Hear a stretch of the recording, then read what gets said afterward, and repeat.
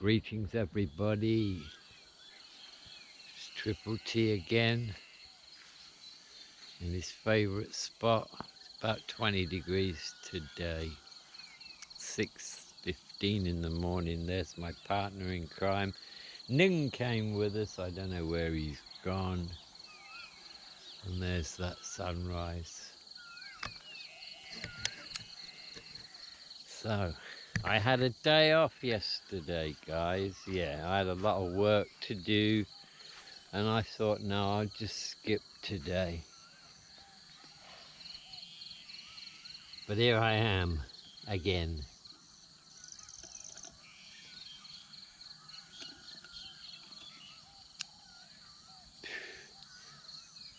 You know, 2 nights ago when I went to, last night it was. No, it wasn't. It was the night before, sorry. Just before I went to sleep, I said to myself, I will wake up in the morning and I will know what my next vlog will be about. And I'm always doing this.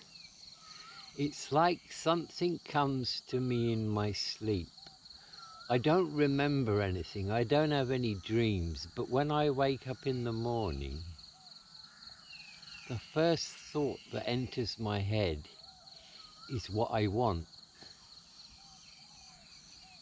So anyway, I woke up yesterday morning and the first thought that came into my head was, what about the conflict that you're going through right now? The internal conflict. Why don't you share that?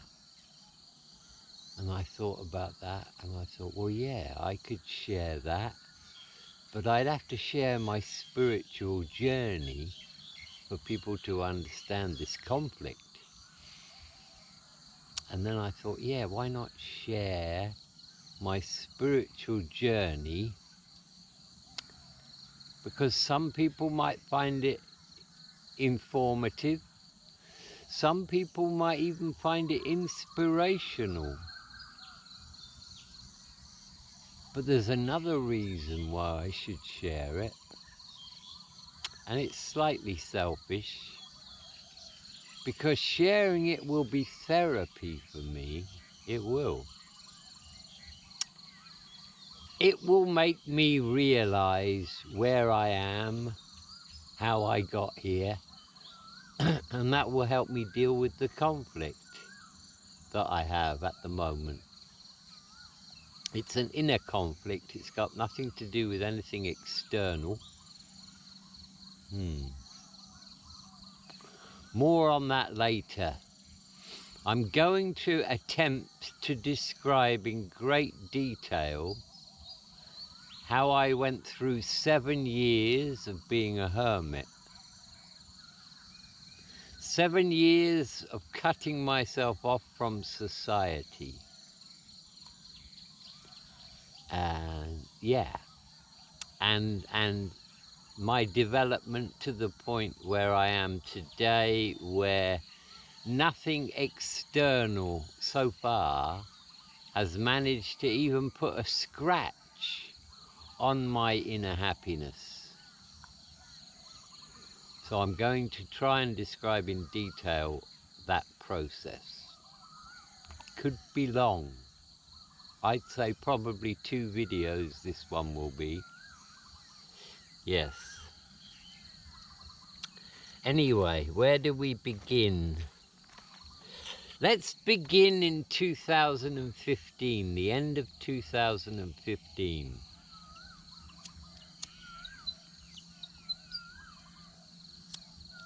As you may know,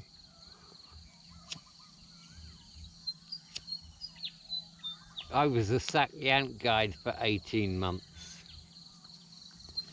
And I worked with this Sakyant master. And it's a long story, but the bottom line was he broke an agreement he had with me over money. So we had words and I shut the website down. I built the website up. He did the tattooing, I did everything else. I picked the clients up from their hotel. We started with emails, we made the booking, I went to get them, brought them to him, translated, took pictures, did all that, took them back. And I got a service fee from the client, let's say. But me and him also had a deal where I would get a percentage of his fee, which was quite high. Anyway, he called my bluff when I confronted him about it. I'd made him $1 million baht in a year, and I'd not received anything. So I hit him with it, I said, hey, look at these figures. I gave him a piece of paper. He said, what's that? I said, that's all the money that you've earned from me, month by month for a whole year. It was just over $1 million baht. So he looked at me and he said, and? I said, well, where's my cut? We did agree on this. And he says, you make enough money from the service fee. You don't need that. Now, we're talking about a guy who is treated like royalty. People walk around in his place of work, his place of worship, on their knees. He sits above everybody else. This guy is regarded as being very important and a very high person. But that made no difference to me. And that was one thing that he didn't like about me, is while I was respectful to him, I wasn't beholding, I wasn't in awe of him. He was a very funny man, he was a very good man, he was a very kind man. But I think this might have been an ego thing. Yeah. Anyway, I just said to him, well, okay, here's the deal. It's my website, I built it up. So if you're not going to pay me anything over that, for what I've done for you over the last year, it all stops today. And this, we're saying this while he's got clients there that I've brought. And I said, this will be the last clients I bring you then. You do what you think is right, he said. So I did. Took them home afterwards. I shut the website down, phoned him up, said, go check the website. He came back to me, he said, it's not there. I said, nope, it's not there. And, but you come to your senses and we'll sort it out. And I even said to him, I don't want it all. Some will do, but from this day on, I want my percentage because it's what we agreed on. And he said no. So over the next 3 weeks, I focused myself on alcohol. I started to drink brandy and Coke like it was going out of fashion. And I started to develop a hate for this man. I did. I developed a hate for him. Now, he was very connected. He had a gun, which he carried with him in his bag, and he would show it to me regularly. And he had lots of clients who were, dare I say, criminals. So he's very well connected. And he got drunk one night and he phoned me up. This is about a week after I shut the site down. And by now I've developed a serious hatred for this guy. I mean, he's just destroyed what I've been working on for 18 months. And I was #1 on Google. Anything to do with Sakyant and Thailand, and I was #1. My site would be #1. And I'd done a lot to make it that way. I'd learnt about SEO. I'd built the site. So he got drunk and he phoned me one night. He says, you know I've got a gun, don't you? I said, yep. He says, you know I've got lots of friends who've also got guns, don't you? I said, yep. He said, you know I know where you live, don't you? I said, yep. And then there was this silence. And so I said, come, bring your friends, bring your guns. And I hung up. He didn't, and I knew he wouldn't. Why? He can't involve his friends because he's broken his word with me. And he knows that if he involves his friends, that's going to come out. Oh, the reason these two have had a rift is because he hasn't paid the guy what he said he would. So I knew that. And he's not a bad man. I knew that. He's a great man. So I had no fear whatsoever that he would come, do anything to me. Anyway, this hatred I had within me was tearing me apart. And I decided I got to stop the drinking, feeling sorry for myself, you know, directing all my energy at him, blaming him for everything.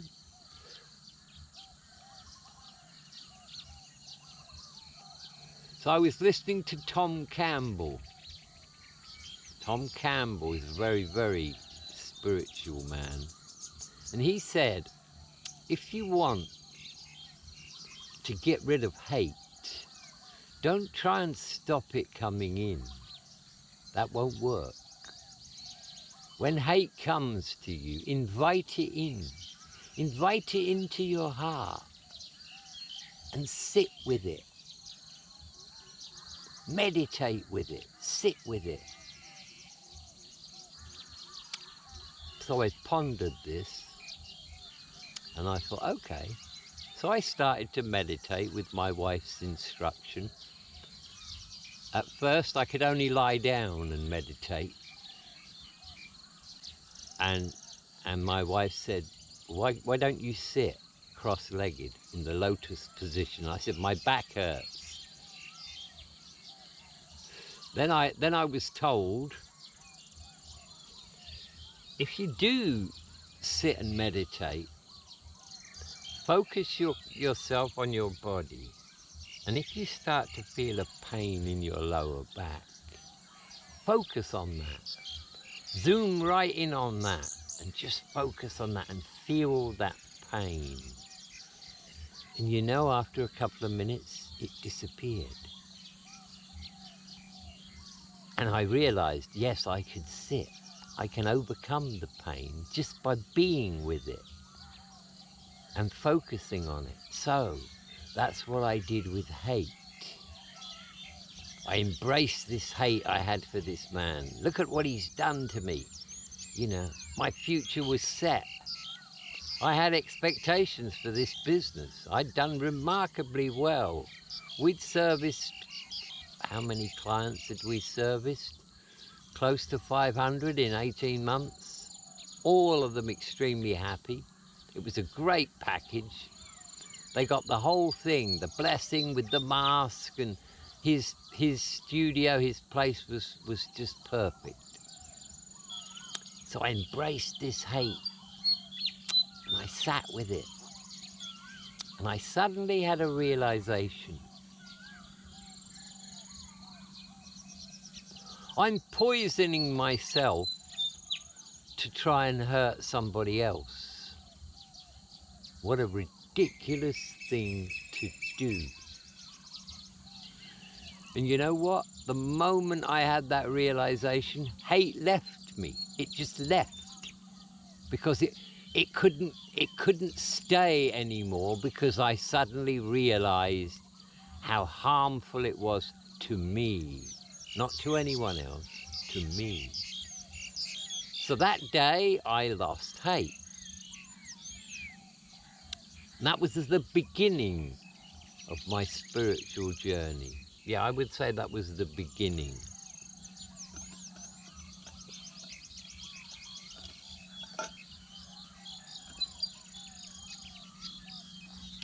I continued to meditate, and then I got into a guy called Chris Bache. I don't know how I found him, but anyway, let me tell you a little bit about Chris Bache. B-A-C-H-E. He's a Canadian professor, now retired. Anyway, way back, 30 odd years ago, he decided that he was going to do some experiments with LSD. And his wife was also a professor.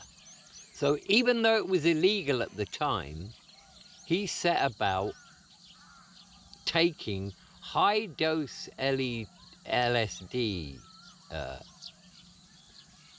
and in a controlled environment with headphones on, eye shades, laying down, listening to soft music, and his wife would be his sitter. And he'd record everything that happened. And over a period of 10 years, was it? It might have been 10 years or longer. But anyway, he did 73 high-dose LSD trips. So I listened to a lot of this guy.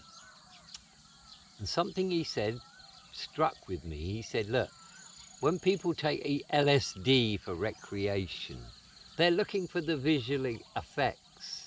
They're in awe of how they interact with the reality around them, which is suddenly very different. And it is. He said, but that's not what I do. I listen to meditation music. I'm in a controlled environment. I'm not looking at anything. He said, my journey is an inner journey. It takes you in. So I thought to myself, I mean, I'd done at least a couple of dozen of LSD trips in my life. And yeah, I'd had a few moments where I suddenly felt connected to everything. Now, I had a friend at that time in Canada, a very, very good friend, and he was an LSD guy. I mean, really, he was. He'd do it every 2 weeks. You have to wait 2 weeks, he said. So I contacted him and said, hey, how you doing? You know, got any good stuff? And he said, oh, I got hundreds of them. So he sent me 10 through the mail. They arrive. I then think to myself, well, how am I going to do this? I'm not going out. I'm not the kind of person who could trip and go out, but I want to do it just like Chris Bates said. So I thought to myself, okay. Now, by the way, my wife had no idea about this. She would never understand hallucinogenics. And I never, ever wanted to trip with her around. But now I'm in a situation where the only way I can do this is at night. So I thought to myself, right, I'll listen to my hemisync music. I'll explain what hemisync is. Bob Monroe invented hemisync, and it's 2 sounds, one in one ear, one in the other ear. You've got to listen to it on headphones. And one sound is 10 megahertz or kilohertz lower than the other. And when you listen to this, it does something to your brain waves and puts you in a meditative state. Now, I'd already discovered hemisync through Bob Monroe's Gateway project. So I'm thinking to myself, well, what do we normally do at night? We sleep on mattresses next to each other, my wife and I, and the dogs sleep with us. And the lights are out, you know, and it'll be like that for 8 hours. So I thought to myself, well, okay, all I got to do is make sure my computer's, my smartphone's hooked up to my headphones, and make sure that I got 100% battery. And I'll do them. I'll do 2. I decided to do 2. And my friend said to me, 2 is a white knuckle job. So I'm being a bit brave here. So I thought, well, what could go wrong? Nothing can really go wrong.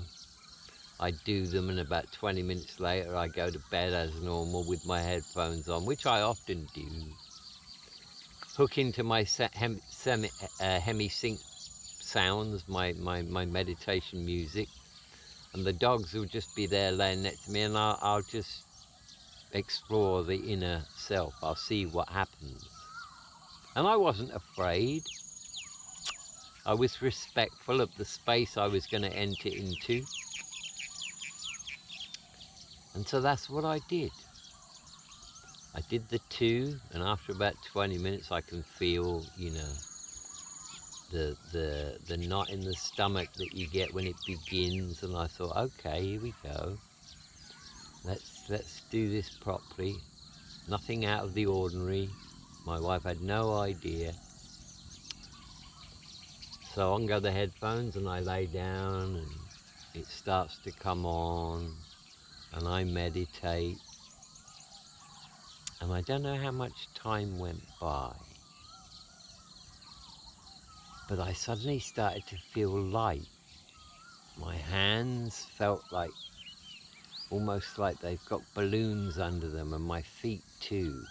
And I noticed this, and I became very aware of this. And then this voice said to me, just let go. Just let go. So I let go. And I'm in this blue expanse. It's the only way I can describe it. I'm in this blue expanse. It's like an ocean, and there's a top to it. There's a level to it. And I'm floating on it. And then I see all these tiny strands from the surface of this blue come down, and each one's got a little light at the end of it. And there were thousands of them. And I had a realization. I'm floating on a sea of unified consciousness. And all these little strands are conscious beings. They're all living beings. And we're all one. We're all from the same source. I have no idea how much time elapsed. A few hours, I'm sure. But when I came out of that, my life changed. Yes, I understood that every living thing is me. As strange as that might sound. The next morning I went for a walk with my dogs. I looked at birds, I looked at cats. Oh wow. We're the same. We come from the same place. And how could I not love everything? From that day on, I loved every living thing. Plants, insects, animals, humans, every living thing. Because I knew we're all from the same source. And that was a life changer for me. That started me on the road.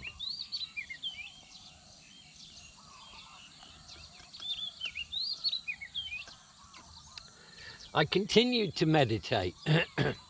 Now I'm into my 7 years of hermit life. Let me explain how that worked. I was writing SEO blogs. I'd answered an ad. This is after the Satyan thing. I'd answered an ad, got a job as a writer. This English guy taught me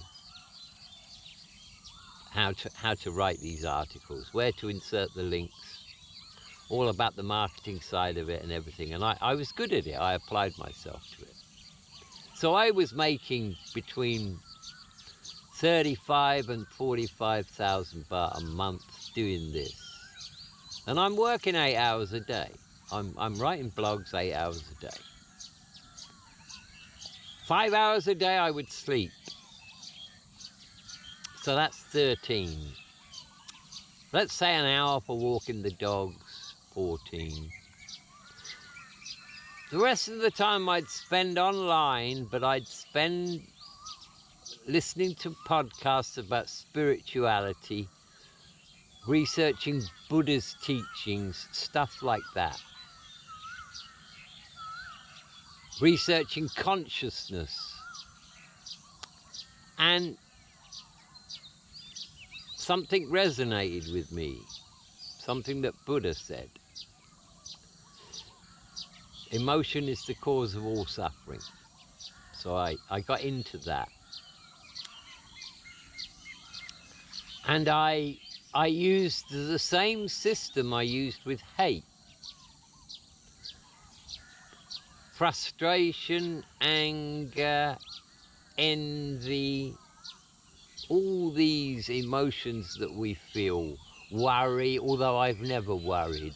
And fear, I've never been afraid of anything.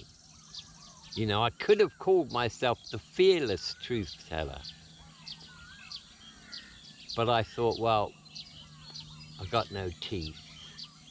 You can't be triple T if you're fearless, sorry. So it became triple T. But anyway, I had no fear. But all the other emotions, I did the same thing. I invited them in until I got sick of them and they couldn't stay anymore.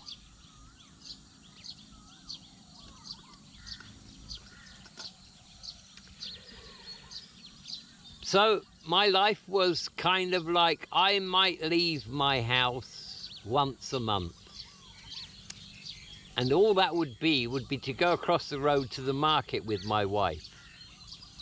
My 2 sons were living with us, so there's 4 of us in the house. They both work. My wife has her own thing, so I was very much left alone. I had 5 or 6 foreign friends at the time, and I called all of them but one and said, hey, I'm on an inner journey right now, so don't take this personal, but I'm going off the radar. I'll get in touch with you when I'm back. So I did that. But I had one friend who lived not far away, nice guy. I'd known him for 15 years, I think, 10 years at least. So I said, you can come to my house once a week and we'll drink tea and just chat. I didn't communicate with anyone online except my working partner, the guy that gives me the work. And I never watched any news. I just sought what I was looking for. So that's how my day was arranged. 8 hours of writing, you know, that might be 3 and 5, or it might be 4 and 4 with something to eat in the middle. 5 hours of sleep, an hour of meditation, and the rest of the time I was researching. I made great progress. I did. And something strange happened after about 2 years of living like this. My sex drive vanished. It vanished without a trace, never to return. At this point, I should explain that since the age of 15, I've always had a very high sex drive. I spent my entire life chasing girls and I loved it. Never really had any problems with girls. I loved it. And all of a sudden it's gone. It's just gone. I stopped masturbating for the first time ever. After about a month, just to see what would happen, one night, late at night when there's nobody around, I started to watch, you know, porn. And after about 3 minutes, I just turned it off. And I pondered this and I thought, well, look, hang on a minute. I was expecting that I'd be like any other guy, having a high sex drive until you die, because that's normally what guys are. And if somebody had told me 15 years ago that I would lose my sex drive and be happy about it, I'd call them totally crazy. Absolutely. I couldn't even begin to imagine life without sex. And here I am now. It's gone. So I pondered this. for quite a while, and then I came to a realization. I know why it's gone. It's gone because of my spiritual development. I no longer need it. It doesn't have to be a part of my life. And it's gone on its own because it sees no point. And I saw the shallowness of it. And you know what? This might be hard for some people to understand. I actually realized that it's such a distraction. I no longer had that distraction. If I looked at a good-looking girl, I just would appreciate her beauty, and that's it. That's it. I would have no desire, no lust, no imagination, no fantasy, nothing. So I discovered that what I'm doing is I'm creating a different me. And these negative emotions and things like lust, they can't sit with me anymore because it's not the same me. So they leave. And that's how I viewed it.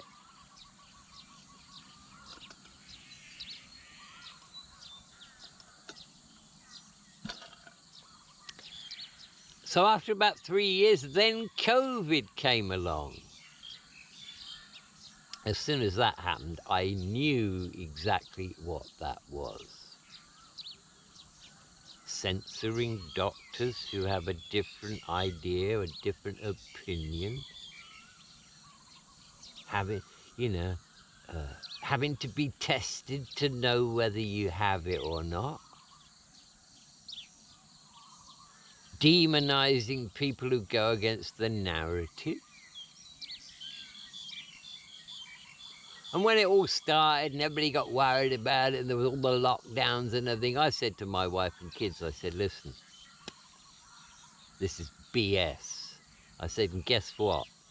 They're going to race a vaccine out because that's the whole point of it all. It's a depopulation thing. It will come out really quickly and it will be a bioweapon. My wife laughed. She didn't believe me at all. My 2 kids, they did. They believed me. So, anyway, the lockdown bit didn't bother me at all because I was at home anyway. You know, it made no difference to me whatsoever. I continued with my meditation. I continued with what I was doing. I continued with searching for the truth and how to be happy. And we just carried on. Then my son, Tom, came home one day and said, hey, Dad, they're telling me if I want to carry on working there, I've got to have the jab. I said, well, just quit. I'll support you. So that's what happened. He quit and I supported him. Fortunately for me, my wife has an aversion to needles. But when the bioweapon came out, all the people in our village were going and getting it done, and everybody was having Facebook pictures, saving grandma and all this. And we were being pressurized by people. And I said to my wife, do not, under any circumstances, go near this shop. She still didn't believe me, but she said, don't worry, I won't, because I don't like needles. She'd had a bad experience with an injection at some point in her life, and it nearly killed her. Fortunately for me, there was no problem with my kids. Anyway, her friends started to drop dead like flies.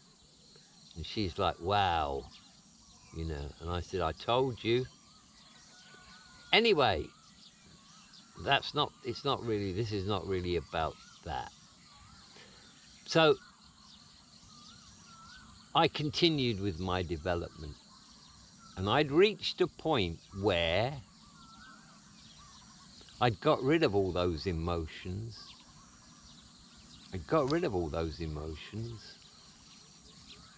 that were negative, that were holding me back. But I didn't get rid of kindness and love and compassion. You know, and that wonderful experience I had that made me understand that we're all one, allowed me to love everything, every living thing, even the bad people. They just made bad choices, that's all. So because I had this love of every living thing, my whole life changed. I suddenly had an appreciation for everything, the wonders of nature. I'd sit looking at a kitten for hours, just marveling at it, you know, this natural predator that just seems to, you know, they're beautiful creatures, and all living things are beautiful. They're all going about their own role, they're all doing their own thing. So my whole world was full of love.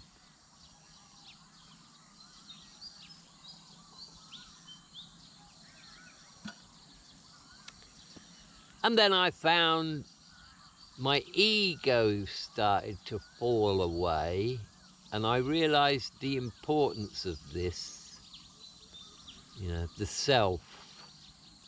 And I think one of the reasons why I wanted to get rid of the self is because that revelation I had in that altered state that made me realize that we're all one, you know, made me understand that there is no self.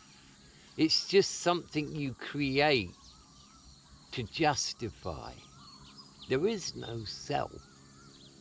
So eradication of the self became important. And over the next 2 years, I say, I'd gotten to a point where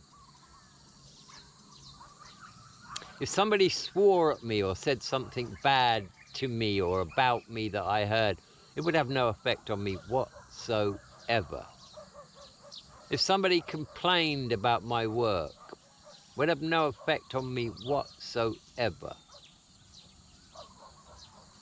I was totally impervious to it. I didn't care at all what anybody else thought about me. I had no thoughts about that at all. No cares about that at all. I wasn't attached to any possession. I felt no emotion regarding my family. And that doesn't mean I didn't care for them and I didn't love them. I just didn't feel the emotion.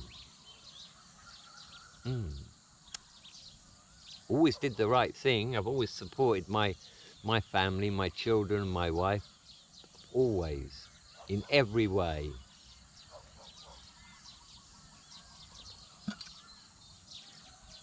It's very important to understand that being emotionally detached does not mean you don't care. It just means you don't have that feeling that goes with it. Caring is all about action, the right action. It's very important to establish that because most people misunderstand. What do you mean you're emotionally detached from your kids? How can you be emotionally detached from your kids? Does that mean, you know, you just don't care about them? You don't love them? No, that's not it at all. You just don't have the feeling that comes with that. That comes with doing what's right, that comes with looking after them, that comes with giving them support, whether it be moral support, emotional support, financial support, physical support, whatever it is. Still be doing that, but just have no feeling about it. So I developed. I became very, very calm. I became very, very content with everything. And all of a sudden, every minute of my life was wonderful. The moment I woke up, I would think to myself, my God, you are so lucky. you're going to have another wonderful day, just like yesterday. And I'd spend the first 30 minutes of each day sitting on my porch with a cigarette and a coffee and wondering at nature, wondering at the beauty of everything around me. That's how I'd begin every single day.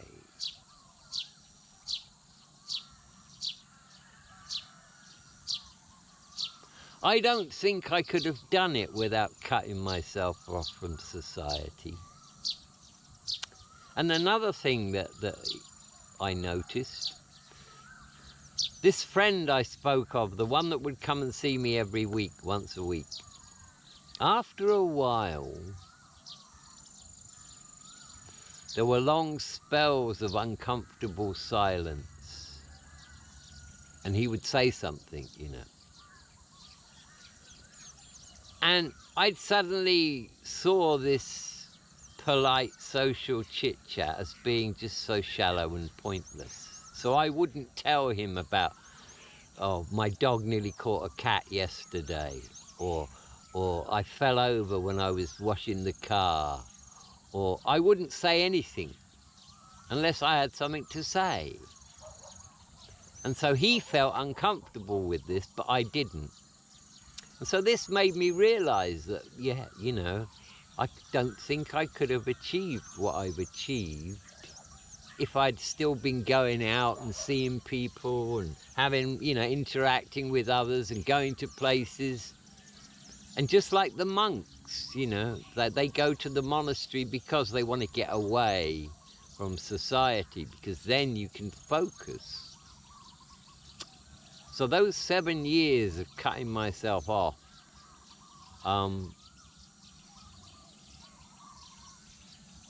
it was necessary for me. Let's put it that way. Let's say it was necessary.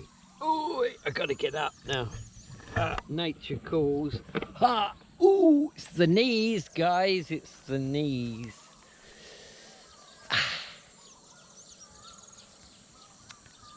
So, you might be wondering about this conflict then. What's the conflict? Well, I knew that there would come a day when I'd want to end my, what's the word? I'd want to end my hermit life. And I didn't know when that would be, but I mean, 7 years is, excuse me, 7 years is a long time. And I was watching, Irish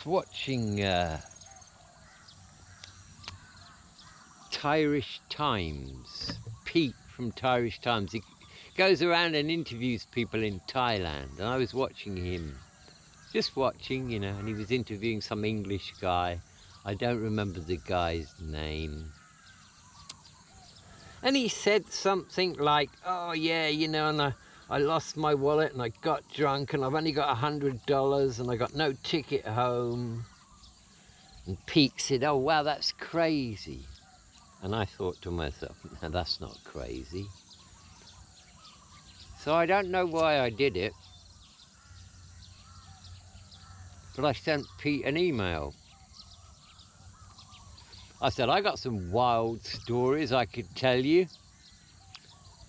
And he phoned me about an hour later, and we had an hour conversation on the phone. He said, I've got to interview you. I said, well, yeah, you'll have to come to my house if you'd want to do that. So he did. And we sat there and we did this interview, and, you know, I told it as it was. And he put it out. Now, I had no ego at this point. I didn't care about what people thought about me, you know. I just put it out there because I thought, well, maybe it'll be entertaining. You know, maybe people, let's see what people think about it. And much to my surprise, I mean, I was prepared for brutal comments, especially about the teeth. But no, people loved it. People loved it. And then I got this feeling deep inside me when I started to read these comments. Oh no. I felt my ego rising. The thing I've been trying to kill for 7 years. Yeah. And it was difficult. It was a strange feeling to feel this awakening of this ego that I'd been trampling on for years. And it wasn't dead. Oh no, far from it.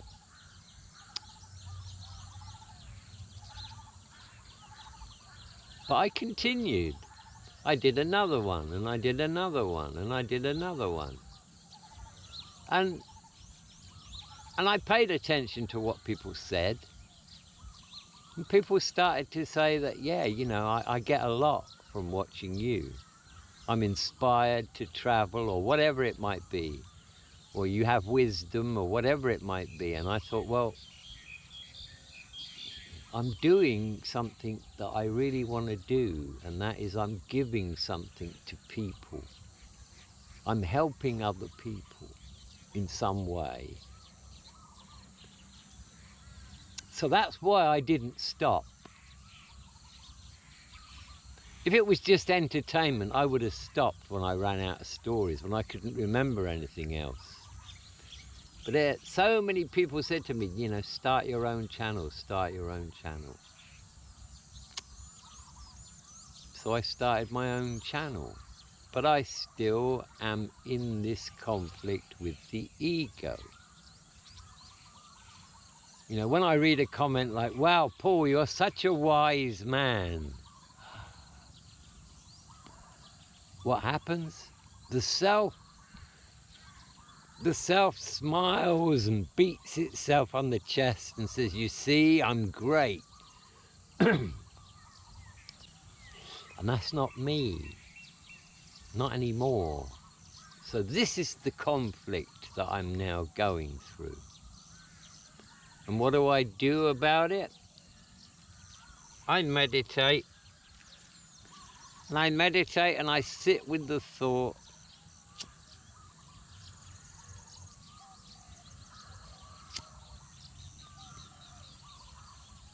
that there is no me, there is no self.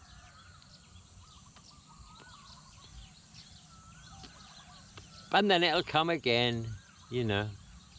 Somebody will say something nice about me, and it will come again. And I guess the conflict is that while I'm imparting my wisdom to others, I'm promoting myself. It could be seen as that. And that is the conflict for me. Not because how other people might see it. I don't give a damn how other people see it. But me, myself, I am promoting myself, and I know I am. So I'm promoting myself at the same time as I'm trying to kill my ego. Which kind of doesn't make sense.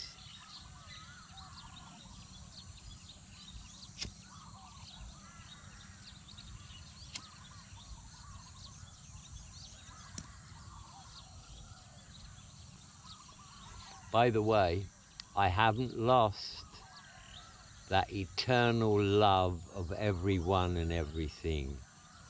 That trip changed my perspective. I could never hate anybody now. I could never not love any living thing. Because it's me. We come from the same source. We're related. We are the same. And I don't know if I would have come to that realization without that chemical aid. I don't know.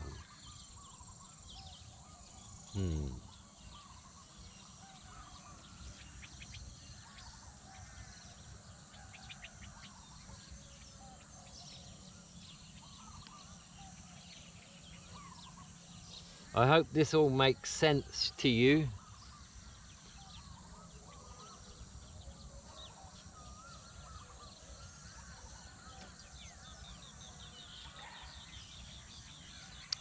And I've developed an awareness. Yeah, I'm aware all the time of everything. When I walk down the street, if I see a bird, I appreciate that bird. I appreciate everything, things I never saw before. Now I do, I see it all. And that is appreciating the moment. You know, as I've said many times, a happy life, it's all about extracting as much happiness from the moment, each moment as they pass. That's exactly what I'm doing with my ultra awareness. So if you can develop that kind of awareness, that everywhere you go, you're just in awe of it all.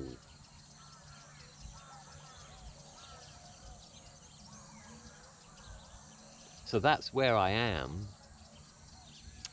But my journey's not over yet.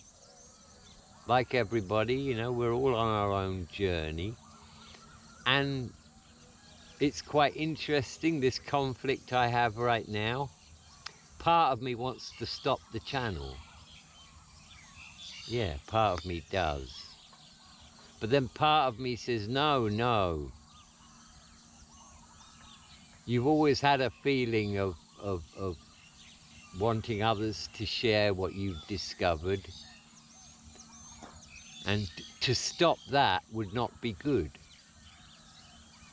If my content helps people, then that's the goal for me. That's why I'm doing it. And to stop doing it,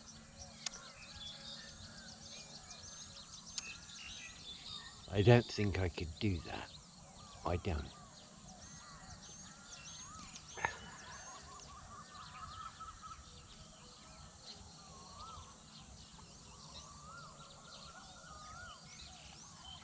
What's the point of having wisdom if you're not going to give it to some other people? What's the point? Just so you could become so wise and so clever that you feel like you know everything and that's it? No, that's not for me. If I think I know something that's got value, then I want other people to know about that. And maybe they would see the value in that. But maybe they won't. I don't know. I'm just throwing seeds, and some of them will land on very fertile ground, and some will land on rock. But that's fine too, because we're all at different stages of our spiritual journey.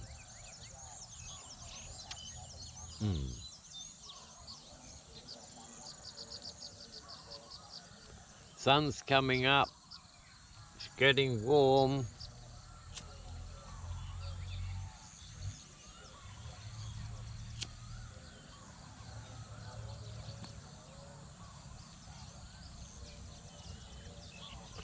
So let me know in the comments if this is interesting and, you know, for you. If you like to hear about, you know, how I got to where I am spiritually and how I got the mindset I've got and how I'm always in a state of happiness, then let me know, and, you know, I can do some more on it.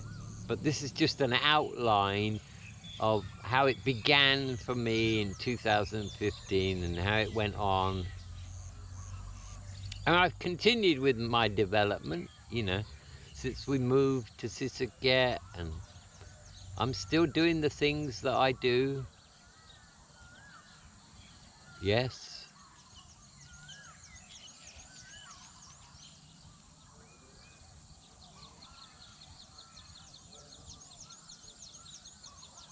And there's one thing I crave, I have to admit, I crave it quite often, feeling I had when I was under the influence of a hallucinogenic there, and I'm floating on this blue sea of consciousness, and I was connected to every living thing. That was 2 doses of very high quality, by the way. Yeah, that was quite some experience. And what did I get from that? Wow. I woke up with a love of everything. A genuine love of everything. I genuinely love every living thing because I see it as a part of me.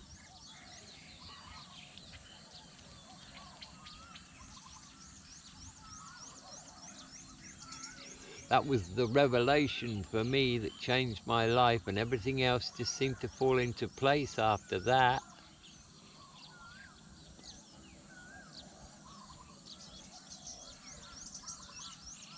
And if you think that, well, you know, maybe I could get something out of that,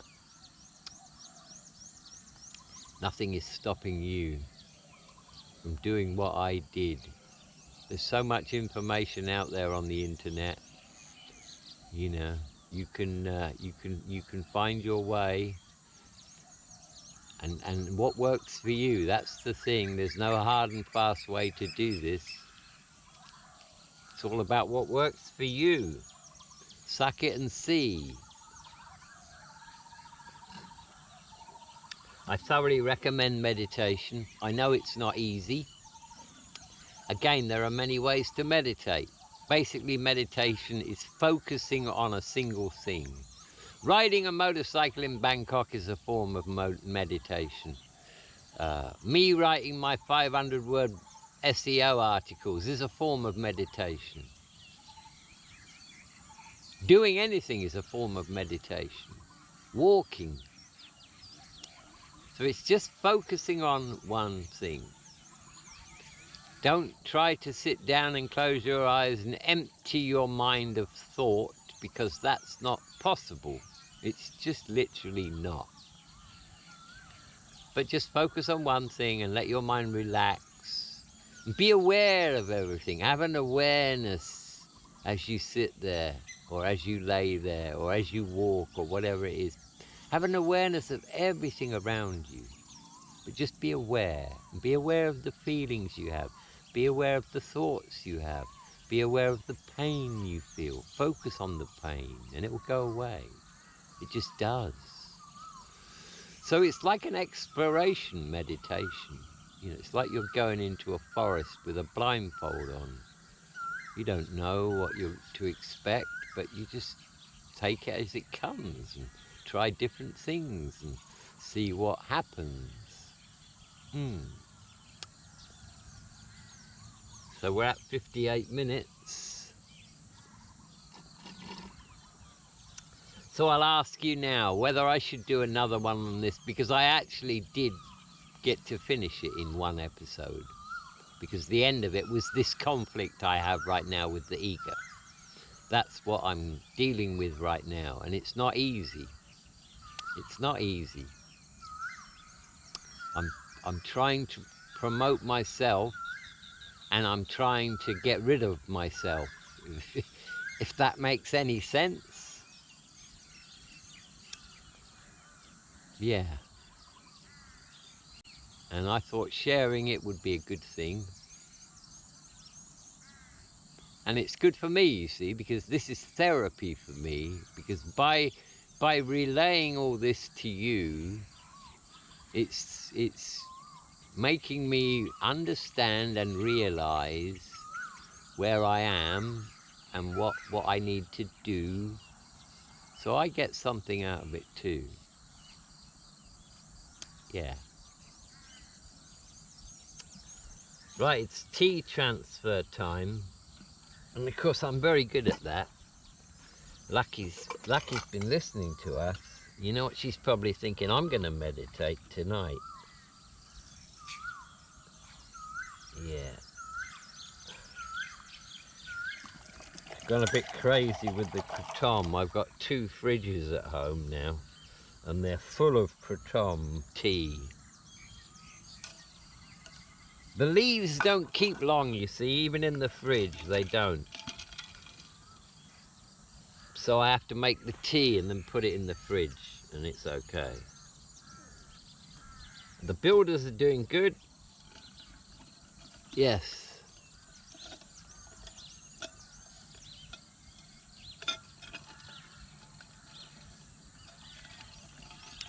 And Lucky's having the time of her life here. She really is. She absolutely loves this place. She loves all the people. She talks. She howls to say hello. Yeah. I rescued her from a shitty life. She now has a wonderful life. There's no feeling like in the world like taking a dog off the street and giving it love and affection for its whole life. There's no feeling like that. That's why I do it, and that's why other people do it. It's a feeling that you just can't describe it. You get addicted to it. Yeah. Taking a struggling life form and turning it into the picture of health. Yeah. If you've never done that, I can guarantee you if you ever do, it won't be the last time you do it.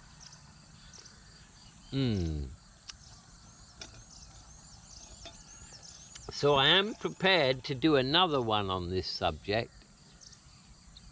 if you want, you know. So let me know in the comments whether you would want another one on this, my spiritual journey and the obstacles I've faced, because there has been many. And yeah, I'll end this one now then. The sun's come up nicely. It's jacket off time soon. So it's Triple T and his assistant, Lucky. She's looking at me in a strange way now. I'm not your assistant, I'm your boss, she's saying. So yeah, let me know. Have a great day wherever you are. And Triple T signing off until next time.